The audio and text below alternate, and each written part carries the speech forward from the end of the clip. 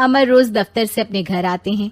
दिन भर काम और टेंशन से जूझकर घर आते ही अपनी भड़ास निकालते हैं अपने परिवार पर। बस आज काम जल्दी खत्म हो गया, अब आराम से जाकर मैच देखूंगा। निकल जाता हूँ इससे पहले कि बॉस की नजर में आ जाऊं। ला ला ला ला ला ला ला ला। अमर, कल जो रिपोर्ट फाइल करनी है उसमें लास्ट मिनट चेंजेस आए हैं, आज जाने से पहले अपडेट कर देना। सर आज जल्दी जाना जरूरी है, बेटे को स्कूल के जरूरी सामान खरीदने ले जाना है ना। अब जब तक तुम पहुंचोगे मार्केट तो बंद हो गया होगा। सर इसलिए जल्दी जाना होगा। एक काम करो, कल जल्दी चले जाना। अमर बेबस होकर बॉस का ऑर्डर मानकर फिर काम में लग जाते हैं। किसी तरह मन मार कर काम खत्म करते हैं और चिड़चिड़े मन से घर पहुंचते हैं। निशा जल्दी से खाना लगा दो, इंडिया की बैटिंग खत्म होने वाली है। बॉस ने लेट करवा दिया। अरे इतनी देर से आए हो, थोड़ी देर बात तो कर लो। अरे सुनो, हटो यहाँ से, पापा को टीवी देखने दो। पता है ऑफिस में कितना काम रहता है, कितना काम करके आया हूँ मैं। तो मैं भी तो ट्यूशन जाकर आया हूँ। अब हाँ जाओ, जाके फिर होमवर्क कर लो, कल स्कूल भी जाना है ना। तो मैं उठ जाऊंगा, लेट नहीं करूंगा, अभी मेरा शो चल रहा है, मुझे देखना है। अरे समझ नहीं आ रही बात, एक बार में एक थप्पड़ दे के समझाओ क्या। रिमोट दे और सोने जा।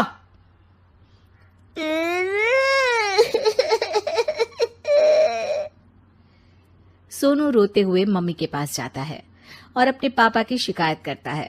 निशा उसे पुचकार के एक और बेडरूम में ले जाकर सुला देती है। मैं डांटती हूँ पापा को, तू सो जा अभी, ठीक है बेटा। नेहा खाने की थाली लेकर अमर के पास पहुंचती है और मेज पर रख देती है। अमर टीवी में डूबा हुआ है और बिना देखे ही खाने लग जाता है। निशा सामने बैठे उसे घूरे रहती है। कुछ देर में अमर ये समझता है और उसे देखने लगता है और इशारे में पूछता है कि क्या बात है। ये कोई तरीका है सोनू पे चिल्लाने का? अभी रुको, इनिंग खत्म होने दो। अमर खाने लग जाता है और मैच देखता है। आखिरी बॉल होने के बाद वो निशा की तरफ देखता है। अरे निशा पानी दे दो जरा। निशा थाली के बाजू में रखे ग्लास पर इशारा करती है। अमर उठा के पानी पीता है। अब बोलो। बच्चा है सोनू, एक बार तो मिलते हो दिन भर में रात को, और फिर वो अपने पापा की डांट सुन के सो जाए। अरे बच्चा है तो बात सुननी चाहिए ना उसे मेरी। जवाब दे रहा था। अरे दिन भर के बाद आया हूँ, इतना काम किया, बॉस के नखरे झेले, और घर आओ तो बेटा बहस करे और सारी भड़ास घर आकर घर वालों पर निकालो। अरे तुम क्या बोल रही हो मुझसे ऐसे? तुम भी तो सारा दिन साथ रहती हो, डांटती भी तो हो उसे। बता रहा था वो मुझसे, अभी कुछ दिन पहले ही डांटा था ना तुमने। हाँ, मुझे अभी सोने के पहले बता रहा था। देखो अभी झगड़ा मत करो, मुझे आराम करना है, टीवी देखने दो। अरे तो उसको भी तो दिन भर पढ़ाई के बाद देखना होता है ना टीवी, आराम करने के लिए। कोई जरूरत नहीं है, छोटा है अभी, आदत बिगड़ जाएगी। और तुम उसकी वकालत करना ना बंद कर दो। चलो अभी सेकंड इनिंग्स चालू होने वाली है, गुड नाइट। अमर फिर से टीवी देखने लगता है और निशा उसे। कुछ सेकंड्स में वो उठ के जाने लगती है। दरवाजे तक पहुंची होती है कि अमर कहता है, अरे सुनो तो, चाय बना देना 1 कप। नहीं। निशा दरवाजा पीट के चली जाती है और अमर देखता रह जाता है। अगली सुबह निशा किचन में सोनू का टिफिन पैक करके उसे देती है। सोनू नाश्ता कर रहा है। अमर पीछे से तैयार होकर आता है और खाली चाय का कप टेबल पर रखता है। अमर, उसे वहां मत रखो, अभी साफ की है, दाग लग जाएंगे। अरे क्या हुआ है तुमको? रोज तो यहीं रखते हैं। पर आज से नहीं रखना है, चलो उठा के सिंक पे रखो। अमर उसे उठा के सिंक में रखने जाता है, तभी निशा कहती है, अरे अरे धो के। सोनू हंस देता है। अमर उन दोनों को देखता है और कप धो के वहां से चला जाता है। निशा सोनू को देखती है और आंख मार देती है। चलो अब हंसना बंद, स्कूल जाओ और ध्यान देना, सब पूछूंगी दिन में। सोनू मुंह बना लेता है। सब अपना दिन बिताकर रात में फिर एक साथ आते हैं। आज अमर घर जल्दी पहुंच गया है और टीवी के सामने पसार के बैठ जाता है। पीछे से दरवाजा खुलने की आवाज आती है। खिलखिलाते हुए सोनू अंदर आता है, सीधे टीवी रूम के अंदर, और अमर को बैठा देख चौंक जाता है। पीछे से कमरे में निशा भी आती है। सोनू, हाथ पैर धो के कपड़े बदल लो, चलो जाओ। सोनू कमरे से बाहर चला जाता है। अरे निशा, जरा एक कप चाय। क्या हर वक्त चाय? नहीं है दूध घर में। अरे दूसरी बार ही तो मांग रहा हूँ ना। दूध वाले को बोला था दूध एक्स्ट्रा 1 लीटर लेकर आना, वो 1 लीटर कम लेकर आया। आज तुमको चाय नहीं मिलेगी, खीर बना दी है पूरे दूध की। अरे दूध वाले की गलती के लिए मुझ पर क्यों चिढ़ रही हो? मैंने क्या किया? तुम भी तो यही करते हो ना। ऑफिस में किसी की गलती हो तो घर आके चीखते हो। चाय पीनी है तो दूध लाना पड़ेगा नीचे से। अरे पर तुम नीचे से ही आई ना। मैं भूल गई, तुम भी तो नीचे से आए। निशा कमरे से बाहर जाती है और सोनू अंदर आता है। वो अमर को देखता है, फिर कुछ बोलता नहीं है। अरे क्या हुआ सोनू? मेरा टीवी देखने का टाइम है अभी। आज रात को देख लेना। देखो आप ना परेशान मत करो। आज ऐसे ही टीचर से डांट सुन ली है, अब आपकी नहीं सुनने वाला। अच्छा, क्यों डांटा टीचर ने? क्योंकि मेरा प्रोजेक्ट इनकम्प्लीट था। आपने सामान लाके नहीं दिया और आपकी वजह से सब हंसने लगे मेरे पे। अब आप जाओ। सोनू टेबल पे रखा रिमोट उठाता है और चैनल बदल के बैठ जाता है। अरे ये क्या तरीका है बात करने का? तो आपसे ही तो सीखा है, बाहर का गुस्सा घर पे निकाल दो। अमर उठ के दूध लेने चला जाता है। कुछ देर में लौट के वो चुपके से निशा और सोनू को टीवी देखते हुए देखता है और किचन में चला जाता है। 3 कप चाय बनाकर वो टीवी कमरे में पहुंचता है। आज मेरे हाथ की चाय पी लो। इस बदले बर्ताव को देख के निशा और सोनू चौंक जाते हैं। अपना कप उठाकर चाय पीने लगता है। अमर एक बैग निकाल के सोनू की तरफ बढ़ाता है। इसमें क्या है? प्रोजेक्ट का सामान और गिफ्ट। लगता है पापा दूध लेने गए और गुस्सा छोड़ के आ गए। कैसी है सोनू के पापा के हाथ की चाय? स्वीट स्वीट, बिल्कुल मम्मी की तरह। और पापा की तरह नहीं? पापा की तरह कड़क है। सॉरी बेटा, अब समझ गया कि ऑफिस में कुछ भी हो उसे ऑफिस तक ही रखूंगा, प्रॉमिस।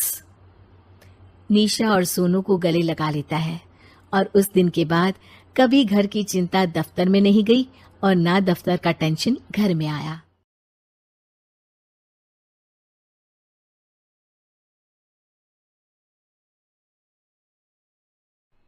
खट्टा खाने वाली चुड़ैल। रात को अचानक राधिका मौसी को किचन से कुछ गिरने की आवाज आई।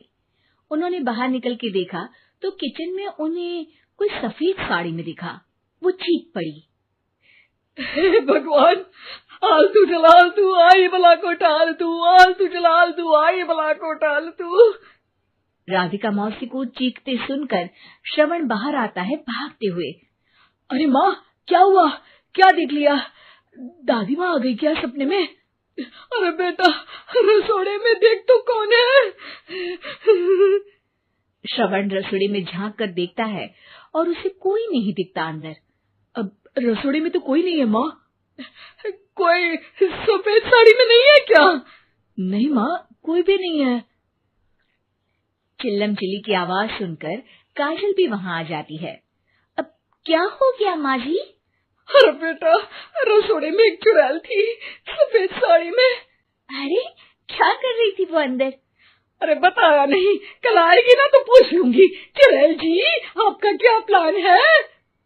माँ जी, रात बहुत हो गई है, आपने कोई बुरा सपना देखा होगा, चलिए सो जाइए। राधिका मौसी सोने तो चली जाती है पर उनको रात भर नींद ही नहीं आती। वो कुछ भी उलझुल बातें सोचने लगती है।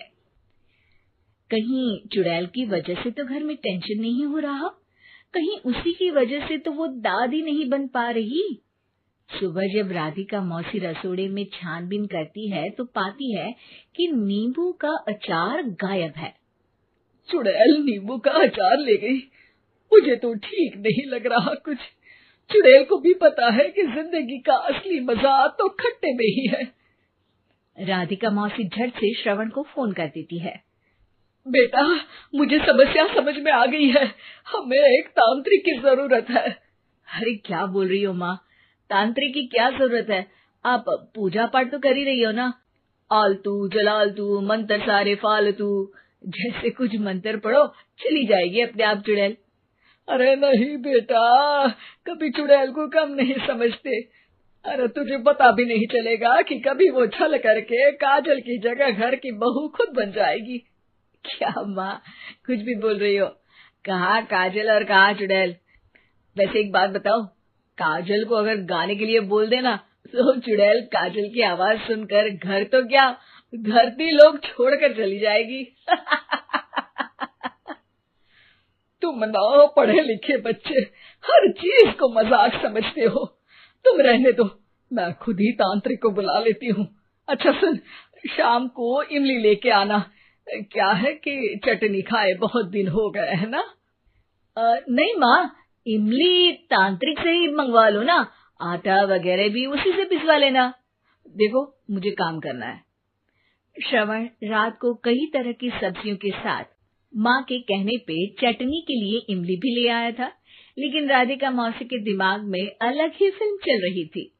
उन्हें अब सिर्फ शक ही नहीं यकीन होने लगा था कि शायद चुड़ैल ने श्रवण पर अपना जाल बिछा दिया था, जिस वजह से श्रवण उनकी बात ही नहीं मान रहा था। पर कोई नहीं, आने वाली रात में राधिका मौसी खुद तैयार हो गई चुड़ैल को पकड़ने के लिए। रुद्राक्ष की माला, तुलसी का पत्ता, हनुमान चालीसा सब हाथ के पास ही था, बस चुड़ैल का इंतजार था। और जैसा राधिका मौसी ने सोचा था वैसा ही हुआ। वो चुड़ैल उस रात भी आई, पर वो राधिका मौसी से तेज निकली और राधिका मौसी के उससे पकड़ने के पहले ही वो भाग खड़ी हुई। जरूर बहू पे साया है उस चुड़ैल का, तभी तो श्रवण के कमरे में गई है। और अगली सुबह राधिका मौसी पिछली रात हुए हमले में किन चीजों का नुकसान हुआ उसका हिसाब लगा रही थी। उनके खेमे से एक आम के अचार की शीशी भी गायब हो चुकी थी, और वो इमली भी जो कल श्रवण लेकर आया था। राधिका मौसी इस बारे में सोच ही रही थी कि श्रवण जल्दी से रसोड़े में आकर दवाइयों की पोटली ढूंढने लगता है। अरे बेटा, क्या हो गया? अब माँ, वो काजल की तबीयत खराब है, बहुत घबराहट हो रही है उसे। हे भगवान, मैंने पहले ही कहा था कि तांत्रिक को बुला लेते हैं, पर नहीं। अब देखो, उस चुड़ैल ने काजल को अपने वश में करना शुरू भी कर दिया है। हालांकि श्रवण भूतों में विश्वास नहीं करता था, पर अब वो भी डर जाता है और राजी हो जाता है एक तांत्रिक को बुलाने के लिए। कुछ ही घंटों में तांत्रिक आ जाते हैं और राधिका मौसी तांत्रिक जी को सब बता देती है। घोर संकट, घनघोर संकट, चुड़ैल को मारू जोर चाकट, ओम भट स्वाहा खटखा के आहा। अरे ये क्या मंत्र है? मेरे खुद के ओरिजिनल मंत्र है, कल रात को ही लिखे हैं। अच्छे लगे तो दाद चाहूंगा। एक और मंत्र सुनो। अर्ज किया है आब्राकडाब्रा, दिल्ली बम्बई आगरा, चंदा मामा सोवरले सुरन मामू जारा। ये मंत्र है? अरे कोई चालीसा वालीसा पढ़ो ना। वक्त कम है, 40 नहीं पड़ेंगे, 20-25 में काम चलाना पड़ेगा। अलग निरंजन जाके लंदन, मुफ्त का मंजान घिस मेरे नंदन।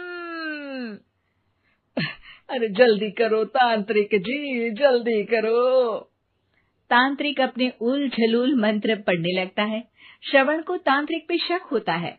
वो अपने एक डॉक्टर दोस्त को कॉल कर देता है ताकि कोई अनहोनी हो तो इमरजेंसी में चीजें मैनेज हो जाए।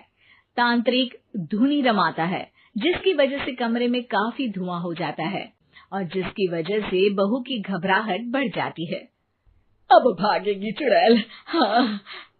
बहू खांसते हुए धुएं से बचने के लिए बाहर चली जाती है। अरे भाग रही है, भाग रही है। पीछे पीछे श्रवण भी जाता है। बहू एक सोफे पर बैठ जाती है। तभी डॉक्टर दोस्त आ जाते हैं और श्रवण को पानी लाने के लिए कहते हैं। थोड़े चेकअप के बाद डॉक्टर कहते हैं, मेरे हिसाब से जाप का काम पूरा हो गया है। हैं? क्या मतलब? अरे कुछ भी नहीं माँ, कोई चुड़ैल नहीं है, खुशखबरी है, अब दादी बनने वाली है। मगर वो सब अचार के डब्बे। श्रवण दोनों अचार के डब्बे अपनी माँ को दिखाता है, जो कि उनके बिस्तर के नीचे छुपे हुए थे। आपने सही बोला था माँ, वो चुड़ैल काजल ही थी जो खट्टा खा रही थी। हमें कल ही पता चला, पर हमने आपको ये तांत्रिक वाला काम करने दिया ताकि आपको भरोसा हो जाए कि भूत वगैरह कुछ होता ही नहीं। अच्छा, ये तो बड़ी खुशी की बात है, पर बेटा मुझे एक झाड़ू तो ला दे। क्यों माँ? ये तांत्रिक का भूत उतारती हूँ मैं। अब तांत्रिक राधा मौसी के डर से घर से भाग निकलता है और राधा मौसी उसके पीछे भागती है। अरे संकट ये घनघोर है, तांत्रिक मुआ चोर है।